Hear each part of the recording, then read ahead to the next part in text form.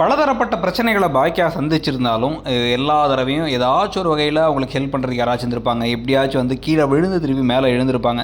ஆனால் இந்த தடவை தான் வந்து மொத்தமாக அவங்களுடைய பிஸ்னஸே காலி பண்ணுற மாதிரி ஒரு சம்பவம் நடக்குது. இதுக்கு முன்னாடி அந்த மாதிரி ஒரு விஷயம் நடந்தது என்ன அப்படின்னா வந்து இந்த இனியா கிளாஸில் இருக்க ஒரு பையனோட கிளம்பி ஸ்கூல் படிக்கும் போது இன்னொரு பையன் வீட்டுக்கு போயிட்டாங்கிறது தெரிஞ்சு அவங்களுடைய மசால் பொடி பிஸ்னஸ்க்காக வாங்கின மெஷின் எல்லாம் கோபி அடித்து நொறுக்கியிருப்பார். அதெல்லாம் வந்து முன்னாடி ஆரம்ப காலத்தில் நடந்த விஷயங்கள். அப்போ தான் அவங்க கொஞ்சம் நாளைக்கு எதுவுமே செய்யாமல் உட்காந்துருந்தாங்க. அந்த மாதிரி ஒரு நிலைமையை அவங்க உட்கார வைக்கிறதுக்கு சுதாகர் திட்டமெல்லாம் போட்டு 2 ரெஸ்டாரண்ட்டையும் அவங்க கையிலேருந்து பறிச்சுக்கிட்டதுக்கு பிறகு இப்போ வந்து பார்த்திங்க அப்படின்னா வந்து என்ன செய்கிறது எது செய்கிறதுன்னு அவங்க முழிச்சு இப்போ வந்து தனியாக ஒரு குட்டி பிஸ்னஸ் ஆரம்பிச்சாச்சு. இந்த சமயத்தில் கொஞ்சம் கொஞ்சமாக கோபியும் பாக்கியாவையும் சேர்த்து வைக்கிற வேலையும் செய்ய ஆரம்பிக்கிறாங்களோன்னு தோண ஆரம்பிக்குது.